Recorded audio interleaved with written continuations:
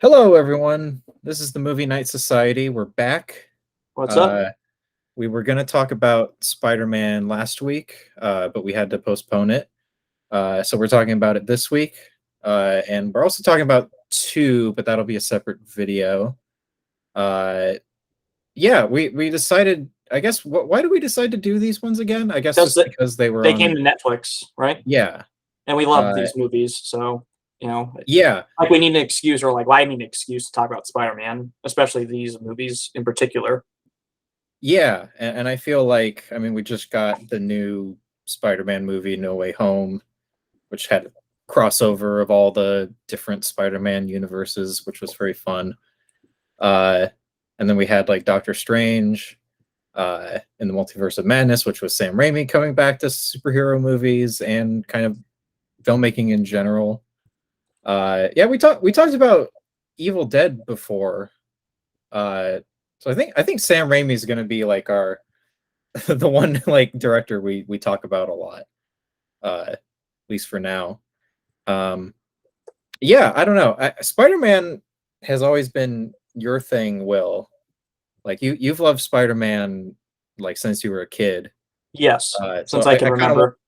yeah, I kind of wanted you to give your thoughts on Spider-Man or like just like what you like about the character in general and the movies. Uh, yeah, Sure. Okay, so I guess I'll start with what is appealing about the character to me, and I think I'll probably be speaking for a lot of other people when I say this type of stuff because I think this is why he's one of the most popular superheroes of all time. I think when a lot of people hear superheroes, that word, they think Superman, Batman, Spider-Man. Those are probably like the big three when people say superhero or think superhero. Would you agree with that or not?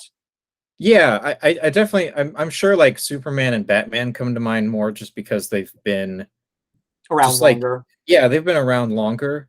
But Spider-Man, I feel is Marvel's like big kind of character. I feel. I mean, He's always been their biggest character. yeah, I mean, even just if we're talking about movies, I don't think there's another Marvel character who has as many movies as him.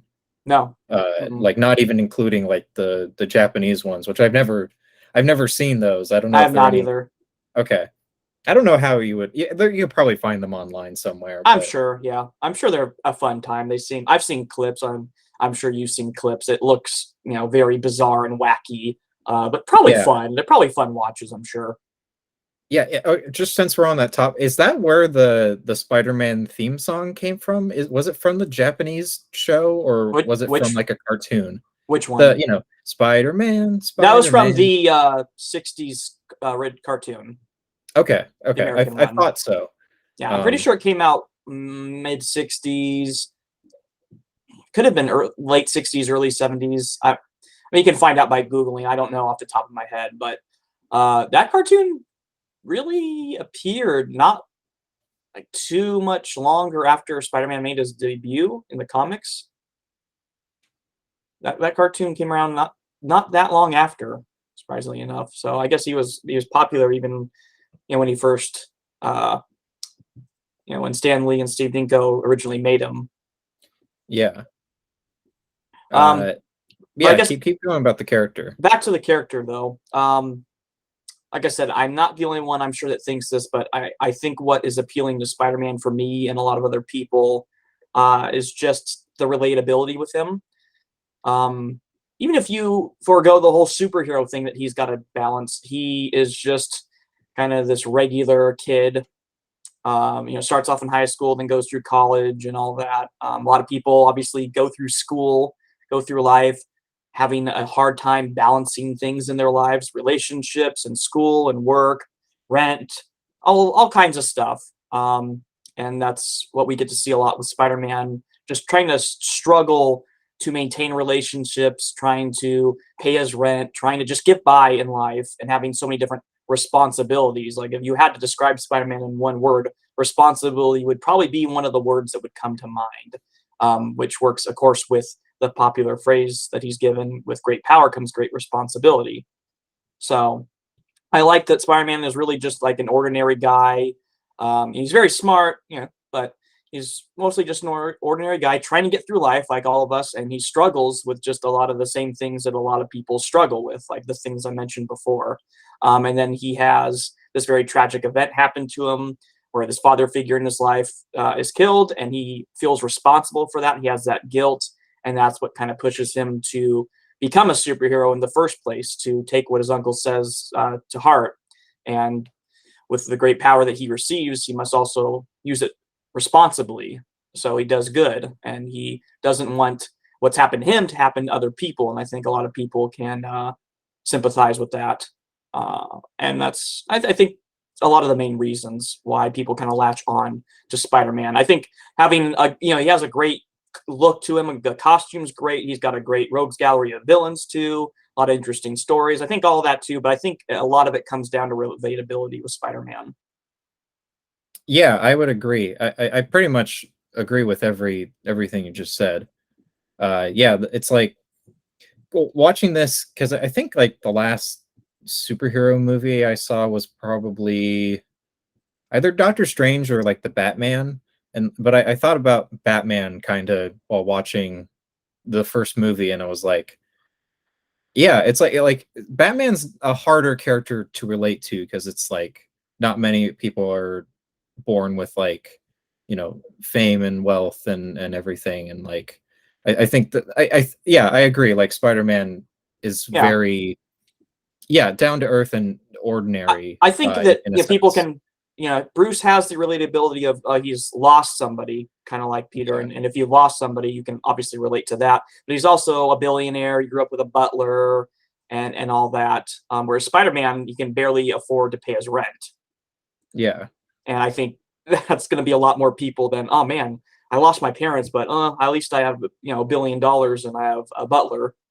yeah, Not that that yeah, makes Batman bad or anything, but yeah, I yeah. just I was gonna say, yeah, not that makes him a bad character, no. because I But love there's just Batman that too. relatability. You have Captain America, he's super soldier, went into the army. You have Iron Man, who's just genius, billionaire, tech guy. You have the Hulk, turns into a giant monster when he gets angry. And there's different things you can pull from those characters that you can find, relatable with. But Spider-Man, I think, is probably the most that people can kind of put them self-insert themselves into with Spider-Man, no matter what you look like, where you come from in life. Everyone can, I think, relate with the struggles that he goes through in some way or another. And I think that's why he appeals to so many different people. Yeah, definitely. Yeah, yeah. So I kind of wanted to just talk about the character and stuff first because we're talking about all three movies separately. But yeah, I haven't really read any Spider-Man comics or anything. I just know them from the movies. So uh, I don't know. Like, have you read like a lot of the comics or I've read like a decent amount of his comics. I'm not like the biggest comic book reader. Just like certain stories, some of his more popular ones. My introduction to Spider-Man really came with the '90s TV series. that's right. What was it called? Spider-Man. It was I think it's just Spider-Man the animated series is usually what it's referred to. okay. It aired on Fox. Very popular back in the '90s. Still pretty popular to this day. But that was my introduction as a kid to the character. And I think, especially with the Sam Raimi films, there's definitely some stuff that I think was inspired from that '90s TV show, because that show did a couple of different things, a little bit separate from the comics, and just some of the stuff it did. I'm pretty sure Sam Raimi pulled like straight into his movies. Okay. Uh, yeah, yeah. I wouldn't know too much about that. I just know I know Sam Raimi was a fan more of like the older Spider-Man comics from what I Yeah, understand. I think more the '60s and '70s era, which I think is pretty clear in his movies. You could say that about like the cheesiness of them, Yeah. but they have that very '60s, '70s. I don't know what the word you'd use for feel to them. They don't, '80s and '90s, bit different. He's just clearly inspired by the earlier years of Spider-Man in the movies, I Yeah. think.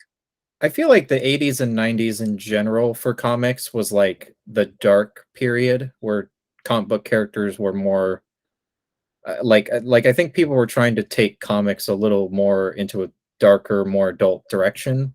I feel Yeah, just overall, you had like I think so, especially with the 80s. If we're just talking about Spider-Man, well, first, that's when Venom was created, was in the 80s. It could have been right, really late 70s too, but I'm pretty sure it was the 80s. So just for Spider-Man, okay, Venom, Carnage, these type of characters, that's when they came about.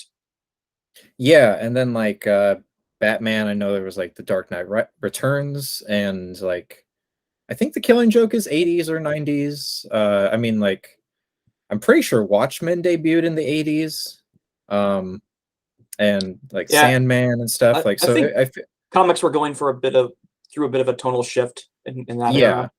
and then even like the 80s Batman movie was more of a tonal shift for sure than like Oh yeah, than what it the came Adam West before. stuff. Yeah, Yeah.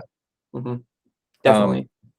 so yeah, this kind of I feel like there's always that sort of conversation with comic book movies on like, oh, you either have to make it really fun and kind of comic booky and then really dark, you know? I feel Yeah, it like almost seems like there's no in between. yeah, which is kind of a shame. I think there's stuff like I don't know, I loved Invincible. I thought that was a pretty good in between at times. Like it was Yeah, able to balance both the fun and the like really kind of horrific, darker stuff that happens in the show. Um, but yeah, I think like Spider-Man, I think is these movies in particular, I feel like have always been my favorite kind of more fun comic book movies. That's like the fun side of the comic book movies. Even though I think these movies do get serious at times and it handles that stuff really well. Um, we haven't watched three again, but we'll kind of see. uh, I know a lot of people shit on three, but I do like genuinely enjoy it. it seems Um, like people have warmed up to it a little bit more, especially yeah, the whole Bully Maguire memes that started from that, and yeah. Oh man, the so. amount of just memes in general from these Oh movies is yeah, is an insane amount. I think it's one of yeah, the most memed movies. I see memes from it yeah. all the time. Yeah, it's really funny just watching the movies again, knowing the memes and like but yeah, I feel like these movies are the sort of peak of good like just more campy fun comic book movies. And I think like the Batman movies like The Dark Knight are like the peak of darker comic book movies and stuff. Yeah, I'd agree Um with that. yeah. Um yeah, I don't know. I do you want to just start with the movie now? Sure. Yeah, Yeah, do you want to like we kind of discussed this like we're just going to go basically in sort of the order of the movie, just like beat by beat of the movie and then talk about each scene, what we like and dislike about it. So I don't know, what's the first scene is like Peter running for the bus, right? This is going to be all spoilers, by the way. We always do spoilers. yep. But yeah, All the first spoilers. scene is Peter just narrating, uh and I like the narration at the Yeah, beginning of each movie. It's fun. I do too. Yeah, and yeah, he kind of just is. He's not Spider-Man yet. He's just nerdy, awkward Peter Parker. The bus driver doesn't even stop for him Yeah, until it's Mary Jane uh, finally tells him asks to him to. stop the bus. Yeah, it's like man, disrespect for this high school kid. Yeah, I like how the film opens up with uh his narration, like you said, and he gives us a little bit of a glimpse where it's like I'm actually not like your ordinary guy. If someone told you that, someone lied. We're kind of like if you don't know anything going in the movie, it's like, oh well, they lie about because we see him, like you said, running for the bus first of all, and even the bus driver won't let him on. It's like, oh, that's got to be pretty bad. And then when he gets onto the bus, nobody wants him to sit next to them. Like you got Yeah, the fat guy eating donuts, and even he doesn't want Peter to sit next to him.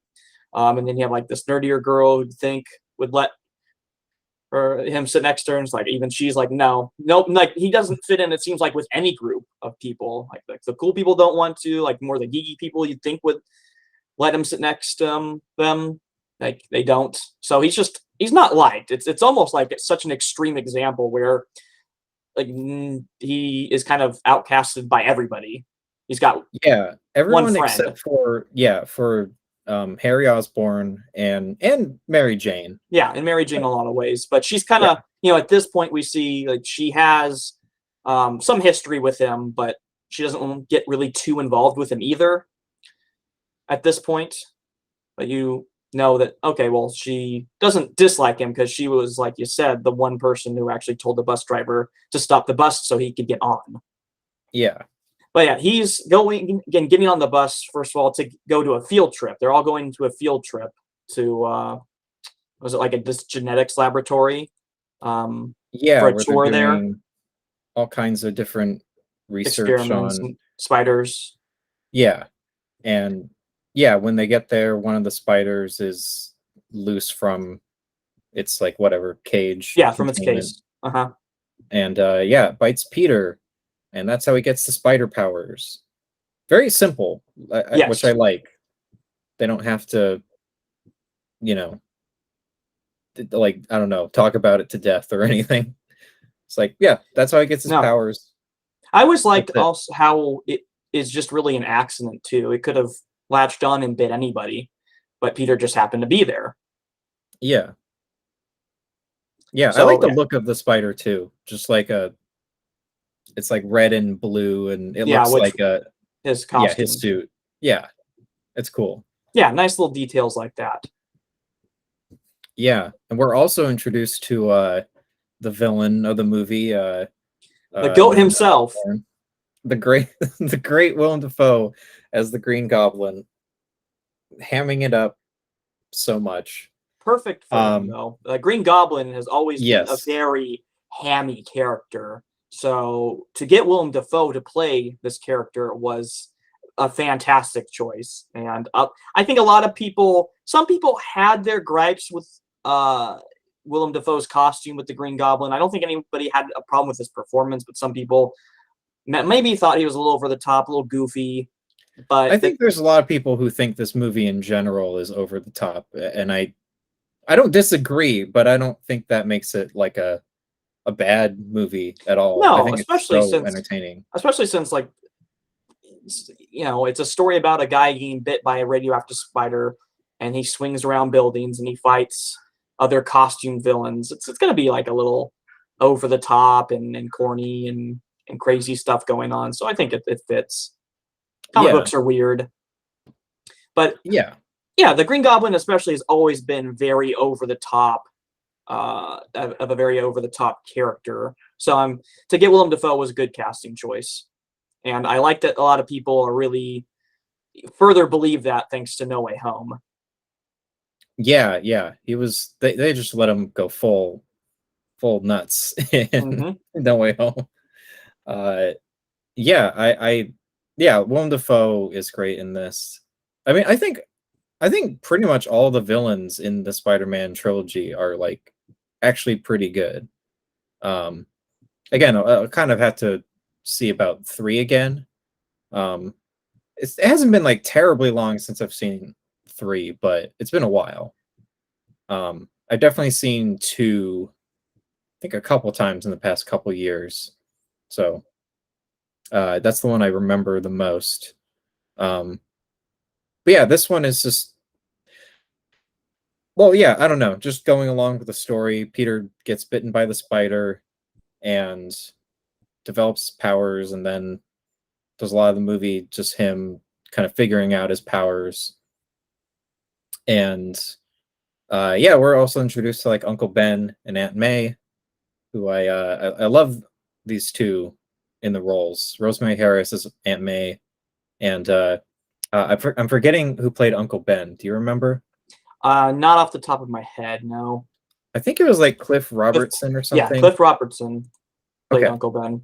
Yeah, they are both, I think, fantastic in their roles. Rosemary Harris doesn't get like a whole lot of credit, I think, in these movies. You know, usually when people talk about some of the actors for the movies, like Willem Dafoe, J.K. Simmons, Toby, her name does not get this mentioned as much, and I think she is fantastic in this role, and I think she has a lot of some of the best scenes in the trilogy, especially with her and Peter. Their relationship is, I thought, fantastic in these movies, and I just don't think she gets enough credit. She is phenomenal in all these films.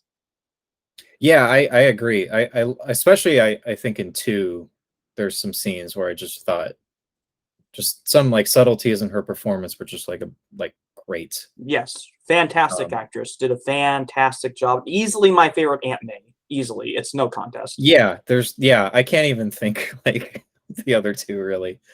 I can remember like the actresses who played Aunt May in the other films, but I can never remember how they are as like a character or Right. specific moments from them, you know? Um, yeah. Rosemary Harris is great. Cliff Robertson is also great as He Uncle is too. Ben. Yeah, Agreed. for the like small amount of screen time he has, because I mean, I think again we're in spoilers, but I think everyone knows like Uncle Ben dies. No Uh, way. Shocker. Um, Shocker. Hey, that's also a Spider-Man reference. oh, shut up. But okay, I gotta. Can we talk about the Amazing Spider-Man real quick? Because Okay, the, just make it I quick.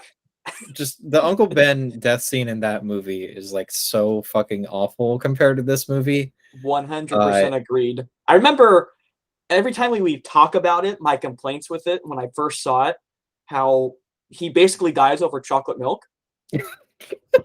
I think that's what Peter was really? trying to buy. He was trying to buy milk or chocolate milk or something in the Yes. store, and he just short a couple cents or something like that. So he was like trying to take it out of the tray, and then the guy comes in and robs the store, and Uncle Ben's there, and he tries to like grab the gun from the guy, and he gets shot. See, I think that comparison is like the perfect just sort of way to like tell like this is a good way to tell a story, this is a bad way to tell a story, because everything that happens, well, like we'll continue with one real quick. Like uh Uncle Ben and Aunt May have kind of noticed that, like, oh, Peter's acting really different because he has these powers now and everything. And Uncle Ben offers to drive him uh to the library where Peter says he's going to go to, but he's really going to a wrestling match to win some money so that he can buy a car and impress Mary Jane. Uh, and the wrestling match is really fun, Oh yeah, I especially get you Bruce for Campbell. 3 minutes. 3 minutes of playtime. Yeah, Randy Savage Yes, the is man playing himself. Bonesaw, and Bruce Campbell. This is the first Bruce Campbell cameo in the series, and it's just great. Uh, He gives Spider-Man his name. yeah, Much that better than has to Peter. be. Peter was going to call himself the Human Spider, and Bruce Yeah, Campbell rightfully said, "Oh, that sucks," and changed it. So we have Bruce Campbell to thank for that. That's my headcanon. yeah, it's great. Yeah, I mean Bruce Campbell, gotta love him Oh in these yeah, movies. But yeah, so he also I wanted to mention Octavia Spencer is in that scene as well as one as like the person who signs Peter in oh for yeah, the that's wrestling true. match. Yeah, just like it's kind of crazy to think this movie's 20 years old. I Uh, know. and it's like, oh man, wow, that was probably Yeah, like one of her first acting gigs. it's just funny that you say that. I just have to say really quick because when I was watching this the other day, my dad came in and he loves these movies too. And it's like, oh, what this movie is like 10 years old. Like this movie's 20 years old. Yeah, It's 20. I know it doesn't feel like it's a 20-year-old movie. It really doesn't, and it's hard to think that this movie is 20 years old, 2 decades old. I thought that yeah. was funny because my dad he does that a lot where he thinks stuff is younger than it is. Like, oh, this is only 10 years old. No, it's double that. I will say, just since we're on that topic, I do think this is the movie that, it, again, I haven't seen three again, but Has it aged the this movie, most? Aged yeah, I the think this worst? movie has aged the most Oh yeah, in a lot of ways. I yeah. mean, it's not like oh my god, it's terrible or anything, but it definitely has that feel of like some of these early 2000s, late 90s comic book movies that are Oh like yeah, I don't know, especially compared to two. I felt like this movie was filmed a little like something about it looks a little cheaper. yeah. I'm not sure like what I don't think they had budget nearly the was. same budget as two, because you know, Yeah, especially at this time, comic book movies weren't as big as they were, so I don't think the studios had as much confidence to give them huge budgets. And I yeah. don't know the budgets offhand, but I'm sure that the second one like had quite a bit more budget to this one. I want to say like I this is probably the film or like one of the films that kind of I think like got people to take comic book movies more seriously. Oh yeah, I think this Um, one is definitely credited. yeah, I know we had like X-Men a couple years beforehand. Yeah, not Um, much though. You know, yeah, but they and there came was like out Blade. relatively around the same time. Yeah, and there's like Blade, which was like 4 years before this, but I don't know if anyone took Yeah, Blade I super don't. seriously. That I don't think Blade like did phenomenal at the box office either. So I'm sure like most No. people didn't even I, see it. Sadly, yeah. which is because it's a fun movie. As Yeah, we should Blade's talk a about really Blade some other time. We should talk about Blade sometime because it is a very fun movie. yeah, Blade is great, campy fun. It's really fun. But yeah, I had to mention that. I mean, like, yeah, this movie's 20 years old, and it's yeah, I don't know. I think it honestly still holds up though, like overall. Yeah, Um, I agree. it's even though it has those like bits of kind of cheese, I think one, it's a lot of it feels Yeah, intentional, and I feel like it's just kind of Sam Raimi's style. some of the CG, of course, you could argue too. There's Yeah, parts where it's like, oh, that's very clearly CG. Whereas two, and there's some there's things not. like with two, but two's I think has aged very well still. Yeah, two really doesn't have like there's some parts where like oh like characters are falling off a building and fighting each other that look kind Yeah, of like oh yeah that's CG, but it doesn't look like it doesn't look too awful. bad. No, No. it's aged fairly well, I think. But yeah, not quite as well for this movie, but you know, it's really only a few instances I thought that were like that. Yeah, this movie does a really good job of just like setting up the characters and just this just like the drama in it is like actually really good. Yeah, I think that's something that I feel like if this movie wasn't as strong as it was, the other movies would kind of suffer, you know, yeah, I agree. especially with how much they go back to the incident of like Uncle Ben dying. Hmm. Like I was watching, in two, it's like, wow, if they didn't handle that well in the first movie, I don't think this would like if they handled it as poorly as they did in the Amazing Spider-Man, You it's beat like me I to don't it. think yeah. As soon as you I were just gonna like stop speaking, I was gonna say that, but you already said it. So yeah, because like I don't know. Yeah, just comparing the two, I feel like it's just the first movie's great where like Peter lets the guy go, the guy who shoots Uncle Ben, uh he like he lets him go because the guy didn't give him cash. But the whatever, the wrestling yeah, tournament he owner or wins whatever. he wins the wrestling match, and he's supposed to get 3,000 for the fight, Yeah. but the guy only gives him $100 instead, and he says, "Oh, the ad says for 3 minutes, and you got him in two, so therefore you're lucky to even get 100." Which you think it's like, well, he should at least get 2,000 then for 2 minutes Yeah, instead I of know, two. right? But you know, the guy clearly probably didn't think that anyone would actually win. So he didn't want to give up his money, I guess. Right. Even though Peter earned it, and he's Yes. justifiably angry because he earned the money, and the guy didn't Yeah. want to pay him. And it's not So just like, oh, he wants the money because Peter's greedy or something. It's like he wants to buy a car to impress impress the girl he like likes, Mary Jane. yeah. And it's Yeah, like, so okay, I think there's people could understand his anger. His anger feels justifiable in this. yeah. And it's like the fact that his anger is so like justified in a way I think just makes it more interesting and like more of an internal struggle for Peter.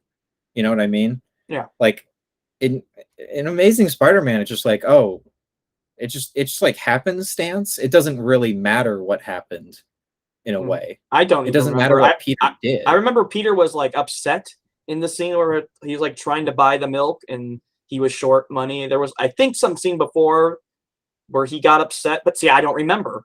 I don't even remember why Peter was upset to begin with in the Amazing Spider-Man. Yeah, he was upset at Uncle Ben about something.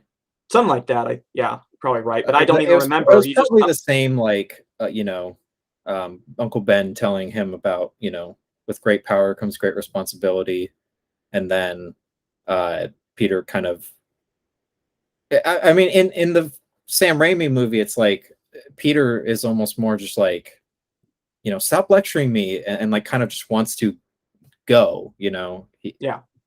Um, which again, like you have to like think about too, like he is still a high schooler Hmm. at this point, and like high schoolers are, yeah, like emotional, like Yeah, it's completely understandable, and you and kind it's of still he's a high schooler in Amazing Spider-Man, but like I don't know. Just the way they did it was bad. We'll stop shitting on Amazing Spider-Man. We'll try to. What were you gonna say? I was just gonna say it's kind of like you said. He's a teenager, and it's easy to forget that.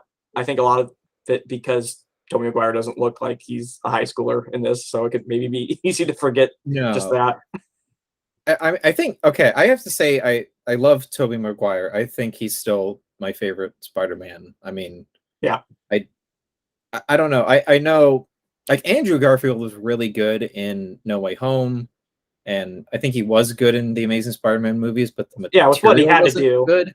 Yeah, Yeah, with what he had to work with. No yeah, one those blames movies Andrew aren't. Garfield for those movies failing. Yeah, No one blames him uh, for that. and then I think Tom Holland is really good too. Yeah, Um, I think there's merits to all three of them being good portrayals of the character. yeah, but I don't. Yeah, I don't know. Tobey Maguire just really nails Peter like really well. I Yeah, feel. the awkwardness and just I think the sheer awkwardness Yeah, he nails. But yeah, I think just going back, what I wanted to say, he's a teenager, so teenagers can be a little moody, but he's also this is in the midst of him getting all these powers and everything, and then he on accident kind of gets into a fight with Flash at school. He doesn't Mhm. try to start a fight with Flash, but he gets into that, and then you know Mary Jane isn't really like happy with what he did, and then his uncle thinks like, "Oh, you're picking fights at school," so he's kind of annoyed with that because I don't think that wasn't really Peter's intention or anything. So he's being lectured about these things. It's like I didn't do anything, I just fought back. So I think that could justifiably explain why Peter's kind of annoyed at the scene. He just wants to go and do his thing, and his uncle's trying to tell him this, but it's coming from a good place, obviously, and Uncle Ben's doing it because he loves him. And Yeah, this is the last conversation they end up having, and Peter just throws it in his face and he tells him, like, well, stop pretending to be my father. You're not my father. Um, yeah, and you which can tell how much that cuts. hurt Uncle Yeah, Ben. that Yeah, just hurts. justifiably, obviously, Yeah, because he, I'm sure, considered Peter his son. And just hearing that, I'm sure you can tell hurts him justifiably. But he doesn't try to push or anything. Peter, he just okay. I'll see you later. You know, yeah, yeah. unfortunately, Great, that's the great. last time that they ever get to have a conversation. So Yeah. Um, I have to say, like, Toby Maguire's acting in the scene with him, like holding Uncle Ben's hand while he dies, is like really, really good. I yeah, a think, lot of people like to meme the crying faces and stuff, yeah, but but like, it's a people pretty look heart like. ugly when they cry. I Like, know they do. I, People do look ugly. It's not the pretty crying where it's just one tear falling down your face or two or something, and you look like you normally do with just tears going down. People are very ugly when they cry. The snot and everything, and it's just yeah, the faces you make, not pretty. yeah, yeah. I don't know. Toby Maguire just sells a lot of these emotional scenes to me. Yeah, I Um, agree. I mean, I really like the whole movie is like so well cast, I feel. Like even down to like other actors who I don't feel like get enough recognition, like you said, Rosemary Harris, but like I think Kirsten Dunst is really good as Mary Jane, and I think like Yeah, James Franco is really good as Harry Osborn. I get the complaints with some of the way they wrote Mary Jane. I think that's people Yeah, have some justifiable complaints with there, but I think acting wise, I think she did just fine. She's not my yeah, favorite or anything, but I think with what she had, she was pretty good. I think she's pretty likable in the first Spider-Man. I know some people, Spider-Man 2 and 3, have the gripes with some of the things, but I think in 1, other than it seems like she jumps between boyfriends a lot, she's still, I think, pretty likable. yeah, yeah. I don't know. I'm not gonna complain about the character jumping between boyfriends. I'm just I saying I like mean, something that it's some always people might have like, problems with. yeah, I definitely like.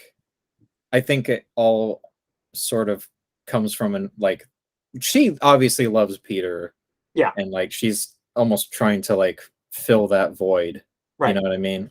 Like Especially when it's you get to see some of understandable. her background. You know, she comes from an Yeah, abusive family, at least like we don't know about physically, but verbally, her father abuses her, yeah, and which I like that they don't have to push that too hard. no, You just kind of see like um yeah, Mary Jane like walking out into the backyard after like yelling at with her parents or at least her dad. And that's like all you really see, and that's all you really need to see. There's mhm. other times where she mentions her parents.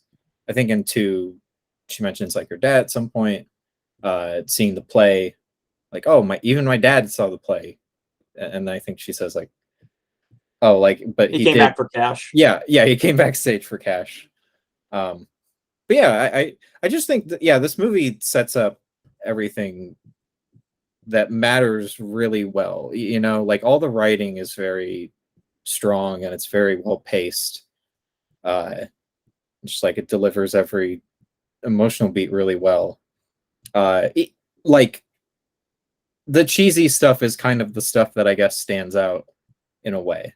I love the cheesy stuff though, so It's great, especially Green Goblin, which yeah, I guess like in parallel with everything going on with Peter, like Norman Osborn is I like love trying how to they get did that too in this yeah, movie, especially uh, the birth of both of them is happening at the same time. Loved how yeah, they did that, the duality yeah, there. really well done. Uh, and so yeah, Norman Osborn is like trying to get money for his like experiments and everything from the military. He's trying to get him funded, but things keep going wrong. And he has this other scientist who is kind of rightfully so, Yeah, like saying like we need to go back to testing, we need to go back to yeah. phase one, but He's we need to go back to formula, back Yeah, to which formula. Norman back to formula, which Norman obviously doesn't want to do because there's no time and he doesn't want their funding pulled and everything because this is Yeah, he says like this will be like pretty much the end of Oscorp in his mind. So he gets Under, desperate. understandable motivations from Yeah. every So yeah, character, even he's if they're not like I don't know, like something you would do or whatever, but it's just like, yeah. oh yeah, I can understand why someone would do that. It Yeah, makes he's sense. pushed to make a really hard decision. He's pushed to the brink almost where it's like we got to get this done or this is kind of it. Yeah, So, and it's like if other people won't do it, then like I'll just have to do it myself. and then the company like basically just runs them out. Yeah. Like, Anyway, yeah, you know how much how I much I sacrificed. sacrificed. Willem Dafoe just has too many good lines. Yeah, he does. It's I think almost hard every not one to of his just lines are memes themselves. So yeah, yeah. He's great. Yeah, I really like the look of the Goblin suit and the glider. I think it looks I do too. I know a lot of people didn't. They think it looks very Power Ranger y, but I thought it was fine for this movie. I liked it. It's very iconic now. I think. I know some people didn't like it at first, but I think it's warmed its way into people's hearts, so to speak. I know there's still people obviously who think it they just don't like it, but the Goblin's like original look is just like the rubber suit and mask and everything. His look is just kind of a yeah. little cheesy to begin with. I think it's a Uh, good update yeah, for the especially look. since like Yeah. the armor itself is supposed to be like military equipment essentially. Yeah. So, it's just basic body armor, and then he has the mask, to represent the goblin. And I think it's fine. I know some people don't like how you can't really see his expression through the mask, which I get. I think that's why they had it so it opens up the eyes and you can kind of see his mouth through the screen of the mask to see a little bit more of his expression. But I think regardless of the mask, it's Willem Dafoe's able to get his expressions out there and convey what is supposed to be conveyed. You know what I mean? Yeah, and like he does so much with his voice too. Like Yeah, Willem Dafoe's just got a great voice. yeah. So I think despite like the quote unquote limitations that it has, he makes it work perfectly. And like I said, it has it so that you can see his eyes, you can see the mouth. So there's still that. I think they knew that and they had it so you could put the eyes up and all that, and still like keep that kind of scary goblin-y look to it. So I think they made it work just fine. Yeah. Because yeah, Um, I've always loved the outfit. I love the Goblin's original comic book outfit too. But I loved this one too, and maybe it's a bit of bias because I grew up with it. I grew up with seeing the original and this one. I love both of them. I just thought it fit the movie. I thought it fit the character, and I never had any problems with it. yeah, I guess I will. That wouldn't work though. But like there are like some scenes where like Goblin and Spidey are like on the rooftop, and he's just like kind of casually talking to Spider-Man. I'm like, hey, bro, like or like, Yeah, it doesn't slap oh and it kind of leans next to him. yeah, Oh, wow, it's great though. I love it. So yeah. yeah, I don't know. like It's the like body language used is great. some of the things that I feel like are like unintentionally funny. I don't know. Some of it does feel like Sam Raimi humor to Oh me. yeah, oh yeah. Like I mean, he directed it, so you can definitely see his, I don't know, fingerprints on that, so to speak, yeah, since he's a director. But it does have that very Sam Raimi feel to it, which yeah, definitely. I think works for something like Spider-Man, especially clearly inspired from the '60s and '70s era of Spider-Man. Yeah. I definitely feel like dialogue wise too, this one is probably the cheesiest of the Oh yeah, three. for sure. Once Yeah, again, though, I love it. I like it too. Uh It's you who's out, Gobby. Out of your mind. Wrong answer. Great, just great. How can you not? It's so cheesy. It's so hammy, but it's so great. People yeah. remember that line. People remember that line. Yeah, So it's better than it being boring. yeah, because how many quotes like that do you have in the Amazing Spider-Man movies, or even as much as I like the MCU movies, like, how many lines do you have like that, where just you instantly remember this line and this line and this line? Yeah, and yeah, even just speaking to like the memorability of the movies, like I just think Sam Raimi comes up with these ways to present scenes in a creative and interesting way. Yeah, Um, I really okay. There's I guess going back to like the story a bit. After like Uncle Ben dies, uh, he chases the carjacker and doesn't kill him, but like the guy falls out a window and dies. Um, and which I thought was better. Like I don't know, it's like it still brings out that idea of like okay, Peter wanted revenge and basically did get revenge in a way. Um, what? I just thought of this really terrible, corny joke in my head just now. Oh I no! wanted to say after you said, okay, so after the scene that Uncle Ben's died, I want to say, so now he became, instead of being Uncle Ben, he became Uncle Has Been. Oh no! Sorry, that Oh just no! Shut the that video off. yeah. Sorry, if that popped into my head as soon as you said that. I don't know why. Continue. Oh dear, I shouldn't have asked. You shouldn't have. Um, but yeah, so like he after that, um, I believe there's a scene of the Goblin like he blows up the military guys, right? Yes. Okay, and then yeah, going back to the style of Sam Raimi, it's the the bunker like explodes and then it like kind of dissolves into the graduation with people Graduation. throwing Oh the yeah, hats in the it's air. great. It's like it's kind of goofy, but like I remember it. Oh I yeah. I remember it like 20 years later even, you know? It's like just like little things like that I think keep the movie fun and interesting. Uh and yeah, I like this scene, the graduation scene, because like I like how Norman is obviously more a little more proud of Peter than his own Then son. yeah, he shakes his hand, son, like he's I don't His not like a hand son? stranger. What? Do you say his hand son? Or I think you Yeah, may have meant he to say shakes his hand's son, or his son's hand. his son's Sorry, his I said son's hand. has. Oh my Oh dear. goodness. Sorry. Um That one was an accident. Yeah, but he just comes off as very distant to Harry, and he like shakes his son's hand, yeah. like he's not. It's just kind of a little awkward. Like he's not. You can tell he's just not that close to Harry. He's proud of him in his own way, but it just feels little off. Like you shake your son's hand. I don't know, like Yeah. as a way to congratulate. It's just like a little, a little strange because that's not how I think most parents would show their um, happiness towards their children graduating. You know, Yeah. maybe if they're like an adult, but I mean, I probably like 18 at this point, but still, like he's still like technically a high schooler, just graduated, but still, it just comes off as very distant. Whereas like Peter, he Yeah. goes over, he like puts his hand on his shoulder, tells him all these like very encouraging things, and you can like what you said, he feels like a little bit closer and a little bit more proud of Peter than his own son. Yeah. It's like just yeah, subtle things like that I really like. Um yeah, I think that's part of why I like I think James Franco's good in this role.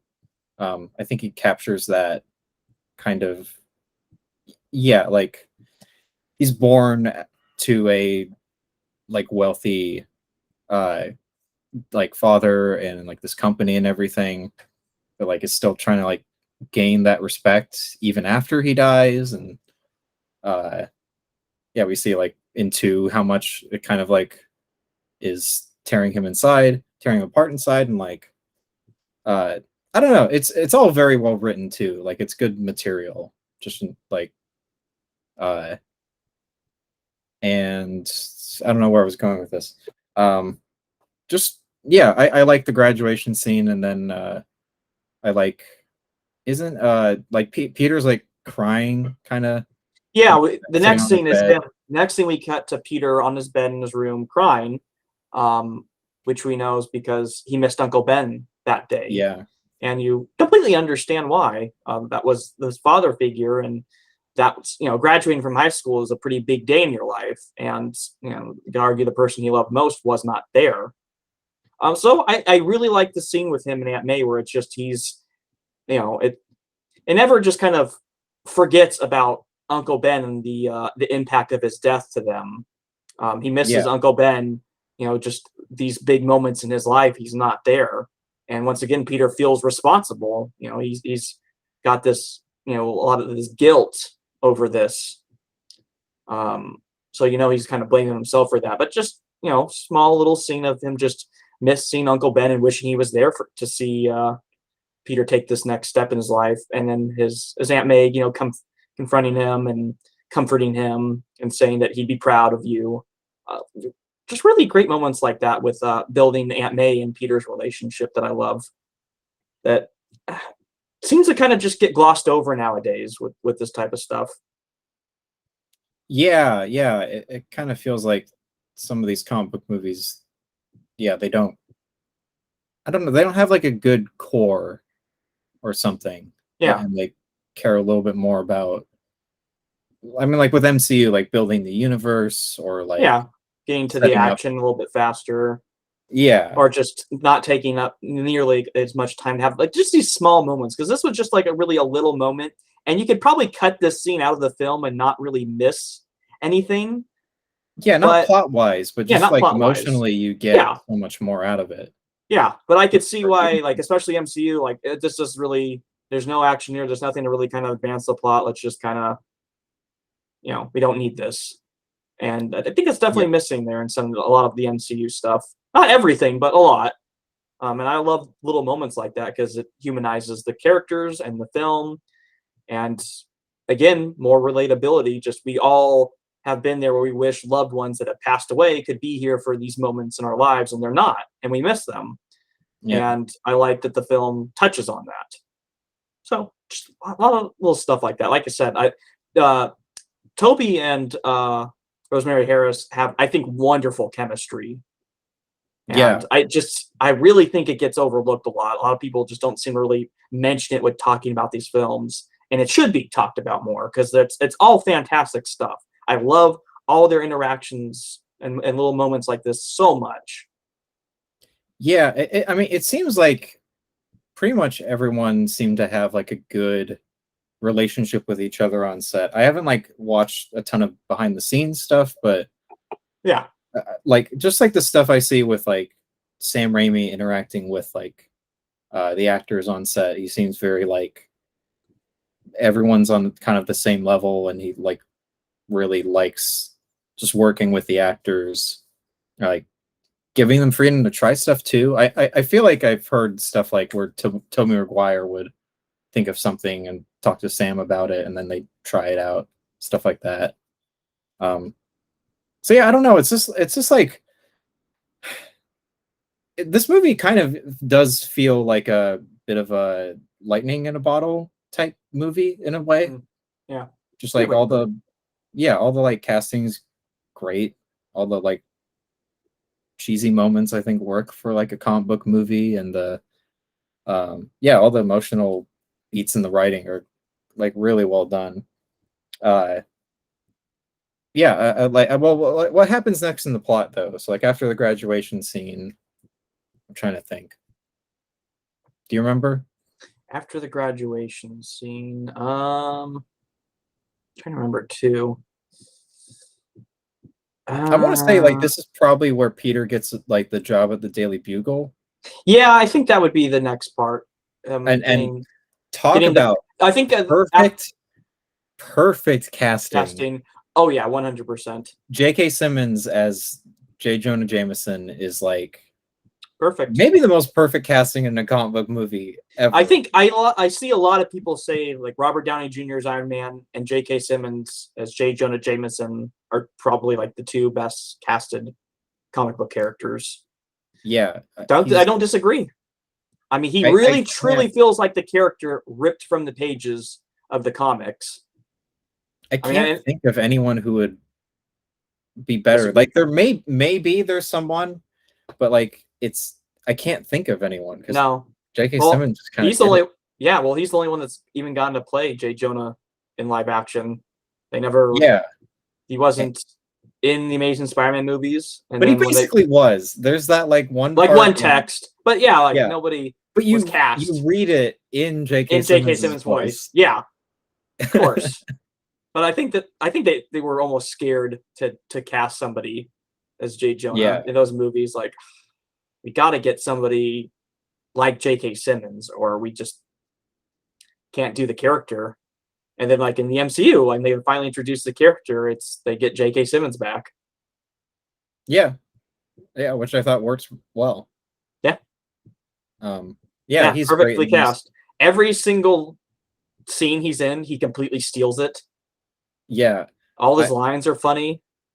yeah, there was a line in two that I'll try to mention when we talk about that movie that just like cracked me. It was like just it wasn't even a like a line from him. It was just like the way he reacted to something. It was like super funny. But yeah, the Yeah, energy of the Daily Bugle scenes is just so much fun.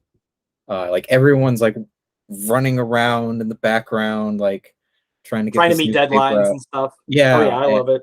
and everyone's like constantly coming into JK or Yeah, like asking him Jameson's office. questions and stuff like that, and he just tries to get them out like as quick as he can, or ignores them or something like that. Oh, it's great. Yeah, all the Daily Bugle stuff is always entertaining.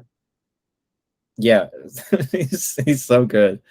Um, yeah, so he gets a job at the Daily Bugle by taking pictures of Spider-Man himself, which I think is a really fun idea. I don't know if is that in the comics. Yes, that is You in the know? comics. Yes. Oh Okay, yeah. Oh that's a yeah. great idea. Oh yeah. Um, uh, it is one of those things where it kind of feels like a Clark Kent's glasses kind of thing, where like, how does no one like figured out that Peter is Spider-Man? It seems a little. Some of the shots that he gets are like, okay, that's not even feasible, Yeah. not even It is possible. funny, like, because you got shots like up in the air almost. It's like, how did you get this Yeah, picture? Or it's like he's crawling up a building like this. Where were you to get this? Yeah, no one really ever questions that stuff, but it's like, who cares? yeah, It doesn't matter. But yeah, it is funny to think about like how would he even get some of these shots, and why does no one question how he's able to get these shots? yeah.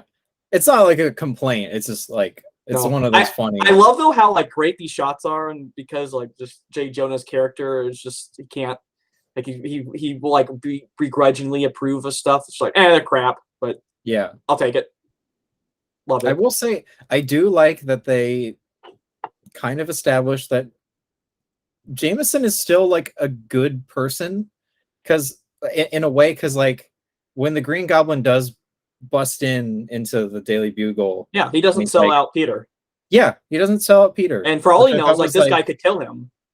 yeah, and Yeah, he no, Jameson protects his protects own. Like, this like, yeah, protects this young kid from this dangerous man. Like I thought that was like nice, you know.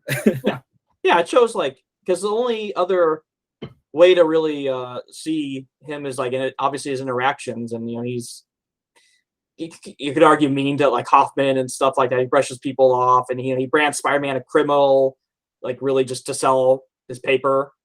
But he's not terrible because he could have easily sold Peter out to save his own life, and he didn't. So Yeah, it's like he's not evil, not like a monster. He's just he's the tough boss, and he's just kind of slanders Spider-Man to for profit essentially. But he's not terrible because he didn't sell out yeah, Peter, which he easily could have. Like I said, he had no idea. Green Goblin busted through. Green Goblins kill people. For all he knew, he could have been killed, but he didn't sell Peter out. yeah. He's more just like very. I don't know. He's just very newspaper man. Like, Yes. gotta have like a good headline and attract people to read the paper and stuff. Yeah. Even though it's like clearly a uh like puff, or not puff piece, but like a gossip Yeah. uh column or whatever. It's That's very very very fun. present that slander spoken in print as a Bible. I think that's the first time I like knew that. Like, Yeah. that's how I learned the difference between those two things. I think that's how a lot of people did. Yeah. Honestly. Yeah, and I like all the other employees at the Daily Bugle as well. I don't remember like the character names, but like Bill Nunn uh as uh as one of the employees. I'm not sure what his The job guy with the is. glasses? No, that's I think that's Hoffman, right? Yeah, that is I think you Hoffman. mentioned that's, yeah, Ted Yeah, Raimi yeah, you got plays that Hoffman, character. you got Robbie, you got Betty. Those were kind of like the main three in Yeah. the trilogy. Yeah, I think Robbie, yeah, Bill Nunn, who I love is like Radio Raheem and Do the Right Thing. He's great in that movie. And then Ted Raimi, Sam Raimi's brother, as Hoffman is Yes, great. is indeed. I love Hoffman. Yeah, and then I think Elizabeth Banks is like a good. It's Betty Brant, right? Yeah. Okay, because she's in like the new Spider-Man movies, right? Yes. Like the blonde haired girl. Yes. Hmm. Yeah. Obviously, her look in these movies was pretty much pulled right from the comics. This is pretty much how she looks. Okay. Yeah, it's like, yeah, I just like these characters. Yeah, all the characters from the Bugle, looks wise, for the most part, are ripped straight from the comics. Because Robbie's black in the comics. The actor obviously Robbie's usually a little bit more skinny in the comics. The actor was a little bit bigger, but for the most part, like straight from the comics, all their looks. Yeah, I think, man, I would love like a Daily Bugle like sitcom. Oh You yeah, know, that'd be great. I think that would be really funny. um, yeah, I know that actor who plays Robbie like passed away like a few years ago. Bill Nunn. That's right. It's pretty sad. Shame. Yeah. I mean, I don't think I've seen him in like too much other stuff, but I loved him in these movies. Yeah, yeah. It just like again, even like small roles like that.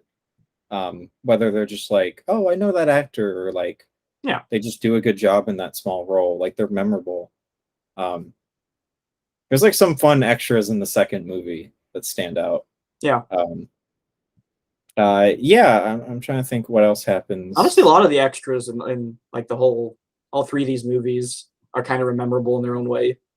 Yeah, yeah, good The extras casting. in the extras Um, in these movies, like I remember a lot of them, like a lot of their lines or actions or something like that, because either they're just funny, like intentional or unintentional.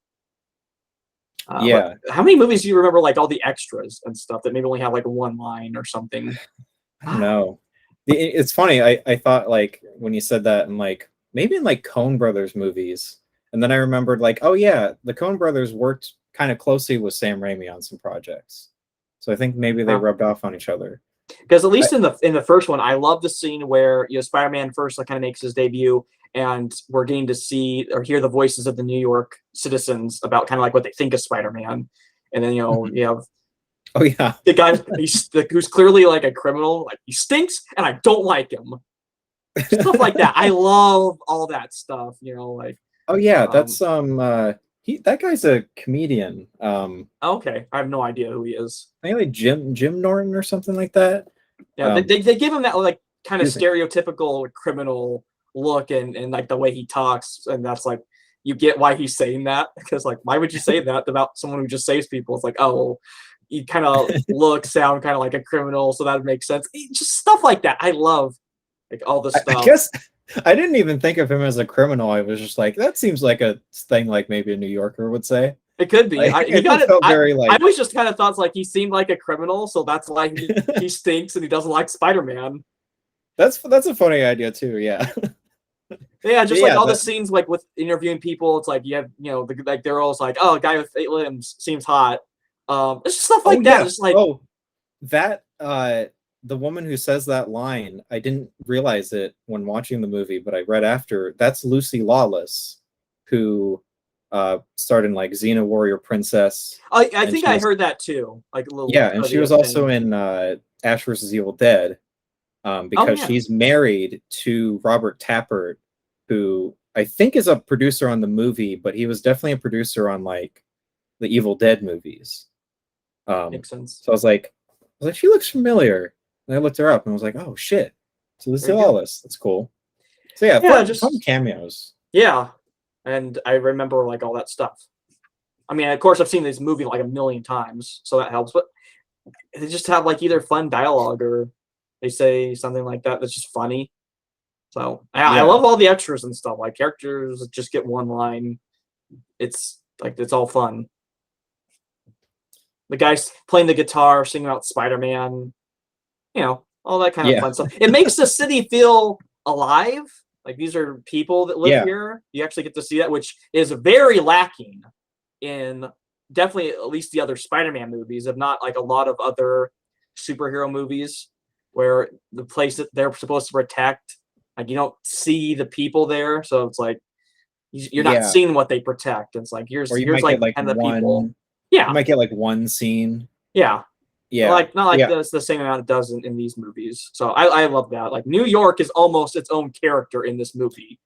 Yeah. I was just about to I, say I that. didn't come up with that. I heard that from some other review or something, so I'm not taking credit for that, but I agree with Oh, it. but it's totally true. Like, Yeah, that's what I'm saying. It's 100% true. I agree with it. I didn't come up with it.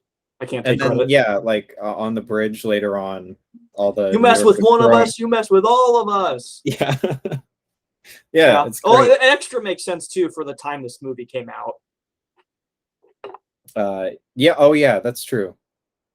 Yeah, that's something like too. I think there's like a poster with Spider-Man and the Twin Towers and like Yeah, his definitely. eyes, and that was taken down after 9/11 happened, and then like Hmm. there was a trailer as well. Um, so yeah, that's like something I didn't even think about. But yeah, that makes a lot of sense. Yeah. Yeah, I like the New York feel because I've been to New York. I like New York. Uh, I've never lived there, so I like don't know how it is to like live there. Um, but it's just like I like visiting there for sure, and it's yeah, it's nice to just like see the character of it. I've only Uh, been to New York once, but I remember yeah, yeah, back and when I was like 14. you said, it's nice for just like one of these comic book movies to actually have like a sense of location and personality to it.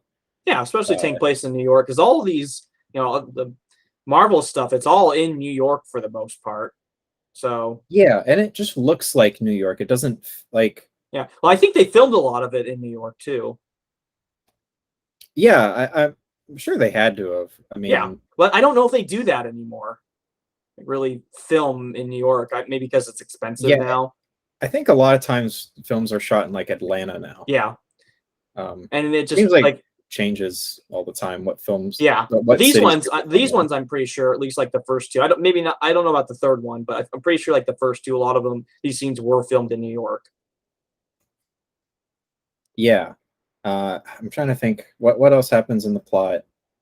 Um, All right, so what we talk about next? well, I know there's a scene where like Mary Jane is like going to be like mugged or possibly worse something. Yeah, and that's where we get the famous upside down kiss.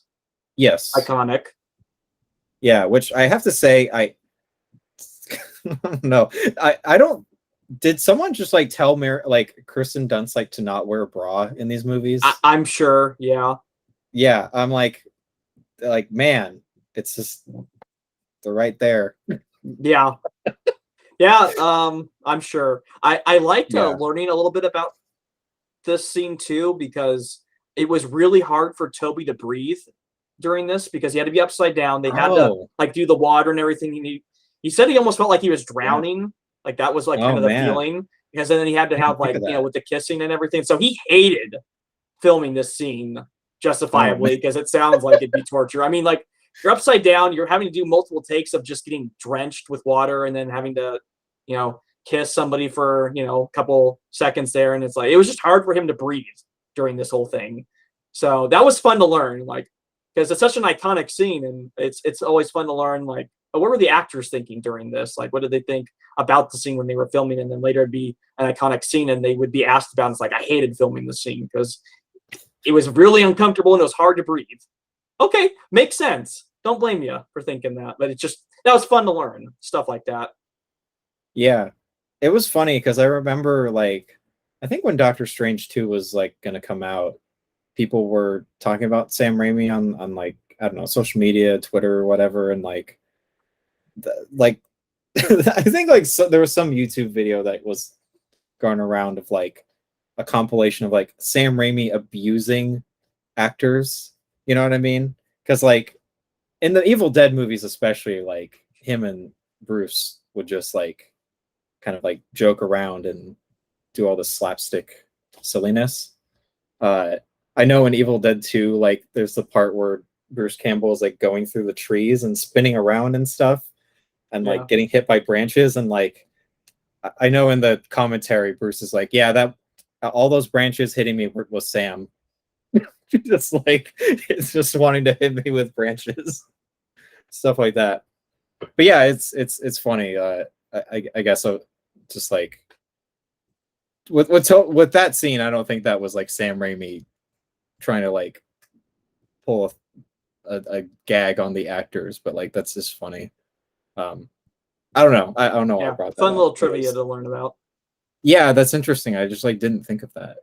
Um, yeah, it seems like most people had a really good time on the set though. Like I don't know.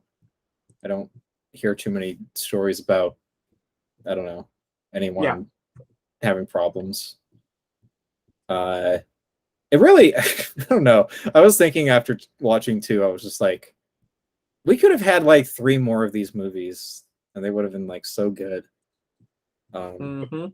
Sad to think about. Maybe in the multiverse, you know, would have had the Sam Raimi sex trilogy or whatever, sextology. whatever the hell, hexology? The I guess. hexology? I I don't. I don't don't know. even know. Uh, yeah, because it's like, well, I guess we'll talk about that in two, but like they set up Lizard kind of Dr. Connors. Yep. I like how they set up certain villains throughout movies, or at least that was like sort of the plan. Like Harry, obviously in this one is like kind of, you know, wants to get revenge on Spider-Man after the events of the movie, and then like in two it goes further. Um, so yeah, I don't know. I'm trying to think of just like what else. I mean, like there's the whole big confrontation and like the float parade, which is Yeah, fun. where we see Spider-Man and Green Goblin tangle for the first time, and we get to Yeah, see kind of how crazy Norman is as the Green Goblin, and a lot of fun ensues there. yeah, and the him throwing the pumpkin bomb, and like everyone just like turns into skeletons Skeletons. is like that's pretty comical. But Oh yeah, again, I think it's fun. never Uh, uses it again.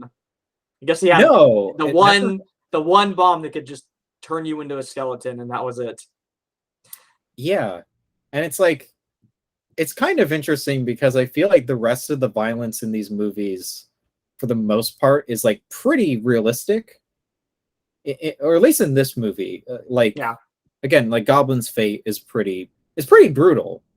yeah. You Their know? whole final confrontation, I guess, skipping ahead, is Yeah, a lot of it is just Peter getting beat yeah, down, and it's pretty brutal. It's easily like the most brutal in a Spider-Man movie, I think. At least, yeah. At I mean, there's like some least stuff in I can think Spider-Man of. Yeah, 2. With the whole, we'll talk about that, when we get to Spider-Man 2. But yeah, I think, like, at least in terms of other superhero films, just like a very brutal beatdown where there's blood and everything coming out of their mouths, and you just don't really get to see a whole lot of that um, yeah. in But more that's something I MCU really stuff. that's something I appreciated about this movie was like it didn't really sugarcoat that.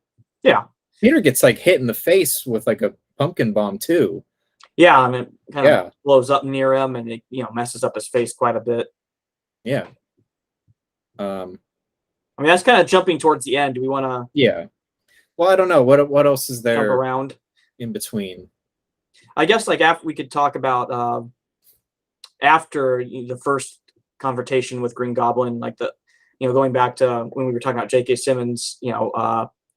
Peter's not happy with how Jameson is portraying Spider-Man in the papers, and he leaves, and then that's when Green Goblin breaks in. He tries to find out who takes Spider-Man pictures because he's trying to find out who Spider-Man is because he wants to team up with him. He wants Spider-Man to join him, and you get the scene with Spider-Man showing up and he sleep, knocks Spider-Man out, and he takes Spider-Man and he makes this offer because he tells them like why you do these things. Eventually, they're just gonna hate you. They're gonna betray you. They're gonna get tired of you. Why bother protecting people that eventually aren't going to care about you when you could just team up with me and do like have whatever you want. We're gifted people.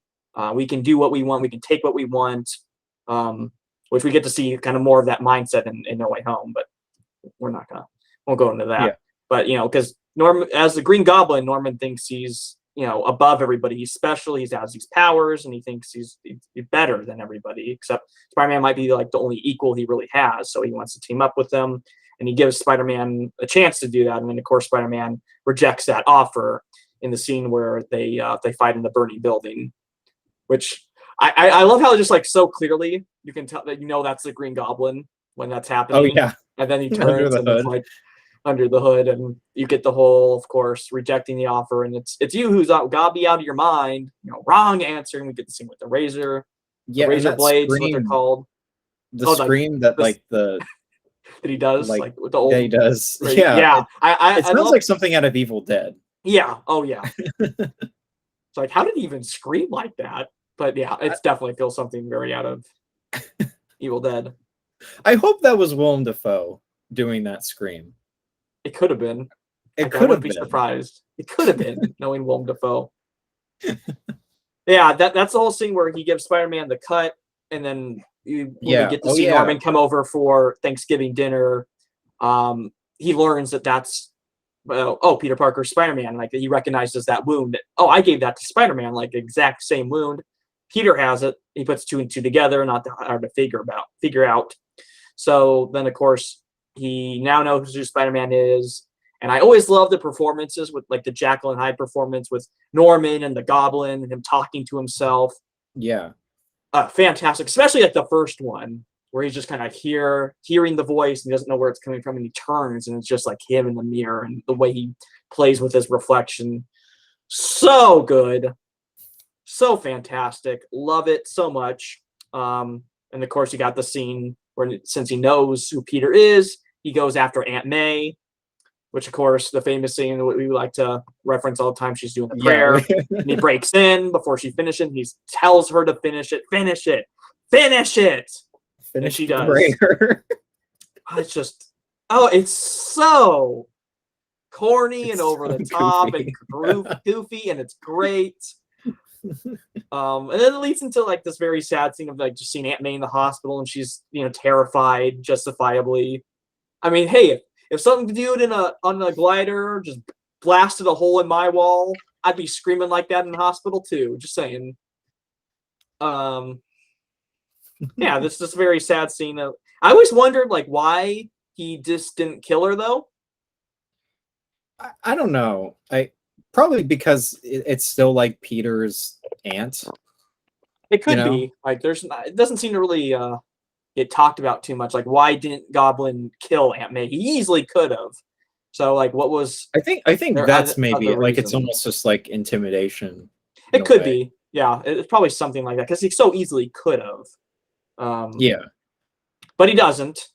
So then we get Aunt May in the hospital, and then we get more scenes with Mary Jane and Peter, where she kind of has this crush on Spider-Man, and then Spider-Man gets, of course, like, oh, well, I talked to Spider-Man about you, and I think that's the moment Mary Jane really realizes that she's in love with Peter. Like, Yeah. you could tell, like, I think those feelings were there already, but that's like the moment that really solidifies it. Is him telling, like, oh, this is the conversation I had with Spider-Man about you and what I think about you. And then, of course, after that, we get Peter and Aunt May talking, and she reveals, like, it's not really a secret that you love Mary Jane. Like, Yeah. everybody knows. And then Peter, of course, like, okay, Goblin knows who I am, and everybody knows I love Mary Jane. Uh-oh, I need to check on her. So he calls her, and of course, the Goblin picks up something like that you think would be out of a horror movie, like, Oh Goblin's yeah. there, and it's like, can Spider-Man come out to play? So good.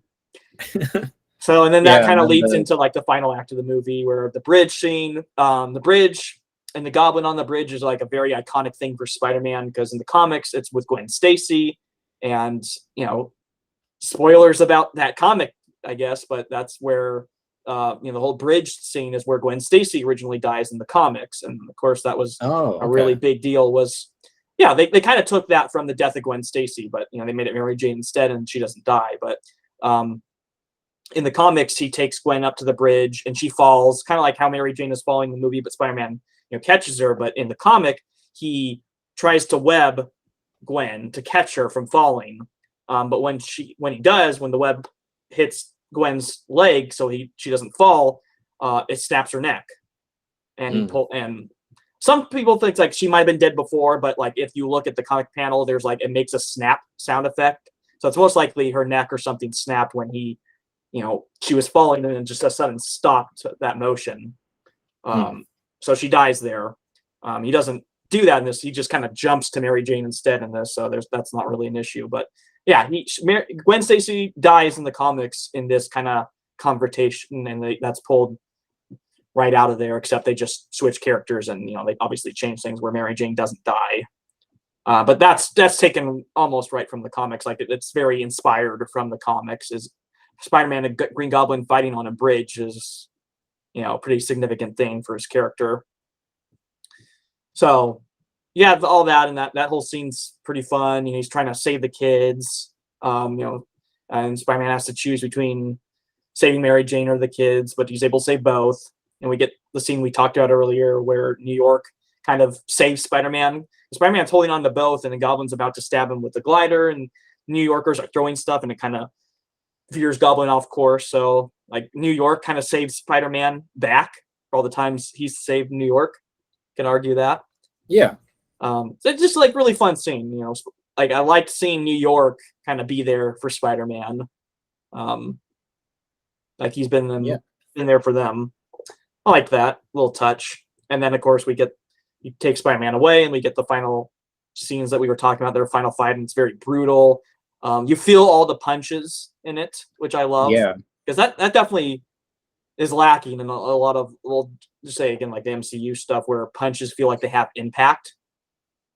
Because every scene Peter's being punched, like, yeah, I detest when movies overuse slow motion, but in this it's used, that's more of a jab at DC, especially Zack Snyder stuff, way overused. But in this, it's very effective, because Peter is just being pretty brutally beaten, like punched in the face hard. He's spitting out blood, and all the kicks and punches and stuff he's getting dealt. You feel them, like you're almost feeling it with him. It's the way it's shot and everything, very impactful. The way it uses slow motion, all really good. Yeah, and then Goblin, well, he reveals first that he's Norman, right? Yeah, kind of after Like, they're Spider-Man fighting, kind of beats him Spider-Man's, down. yeah, like because Green Goblin's dominating Spider-Man at first, and then Green Goblin's kind of like, well, after I kill you, I'm gonna go and kill Mary Jane. I'm gonna do it nice and slow. MJ and I, we're gonna have a hell of a time, and that inspire, that gives Spider-Man strength to like, okay, like, you can beat me up all you want, but you're gonna go after someone I love. So Spider-Man kind of turns the tables on him, and he just starts beating them. And of course, like, he knows he's losing, so he reveals himself to be Norman. And of course, Peter is shocked, like, oh, it was you this whole time. You tried to kill Aunt May. You tried to kill Mary Jane. And of course, Norman tries to get sympathy from him, like, oh, I've been like a father figure to you, and tries to catch Spider-Man off guard. And of course, we get the scene where he tries to stab Spider-Man with his glider, and instead it stabs him and ends up killing him. Yeah, which is really brutal. Oh, for, I love. like, a comic book of movie. course, like the part right before it gets him, though. Oh, Yeah. oh, the realization, like, oh, this might not have been a great idea. Yeah. Then, like, I just love just how simply he just says, like, Peter, don't tell Harry. Like, it's like, oh shit. I don't know. Like, the character drama just works so well in this movie. And then Peter brings Norman back to his home, but removes the goblin suit. I don't know what he does with the goblin suit. I don't think they say. Yeah, they never say. I guess just threw it away, got rid of it. Yeah. But Harry, of course, comes in the room at that exact moment, and he believes that Spider-Man's the one that killed his father. Yeah. So, which is just great build up for the sequel. Yeah, great setup. Like, that eventually they're going to pay that off. Yeah. And something to look forward to in a sequel. Yeah, and then I guess the final scene is at the graveyard, funeral. right? Yeah, the funeral. And they're having a funeral for Norman, and that's where we get Harry and Peter's kind of final conversation in the movie, and Harry swearing that on his father's grave he's going to make Spider-Man pay. So he wants revenge, and Peter's just kind of going back to thinking about Uncle Ben's words, because Uncle Ben's grave is there too. And he gets like the last conversation with Mary Jane confessing that she loves Peter, but Peter knows that being with him is just too dangerous. He already got kidnapped once with the Green Goblin. It could happen again. And being Spider-Man it's too dangerous. And he kind of pushes her away a little bit. Like, he doesn't go any further with her because he's afraid to put her in that position. Yeah. And which is a great and it's hard because he loves, like, this is the woman he loves so much. And because of the responsibility he's chosen to be Spider-Man, he has to deny himself the things that he wants the most, which is pretty much a quote from the second movie. Yeah, I think this might be my favorite ending of the trilogy, just because it feels like Peter is more defeated. Yeah. Than he has won, Yeah. Like, Green Goblin, sure, the threat is gone, but it's like, oh, it was my best friend's like father, Yeah, and and he, I wouldn't say he loved Norman, but he liked and respected Norman. yeah, And it was his best friend's father. So it doesn't feel like a victory. Like my best friend's father, someone I had a good relationship, was, the one who died. So it doesn't feel yeah, like a victory. Like it didn't find out until the very end that it was Norman Osborn. So it doesn't feel like a victory to him. And then what he wants most is kind of like right there dangled in his face. And it's like, to do the right thing, to not put her in danger, I can't do this. I can't have what I want, which, that a lot of times is what it means to be a hero, making those sacrifices, um, giving up yeah. the things that you want to protect people or protect the people you care about.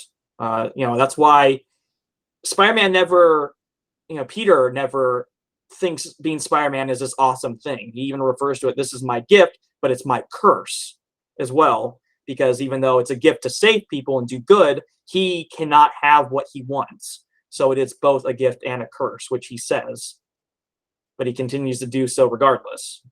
And once again, I think that's another thing that people love about heroes in general, and Spider-Man too, is it hits home so much the things he has to give up just to do the right thing. A lot of Yeah, people, I think that's once again, I think a lot of people resonate with that. yeah, um, yeah. This movie is great. Um, I hate to rush this. My battery on my laptop is like I think going we've out. talked for like an hour and a half about this movie I know. anyway.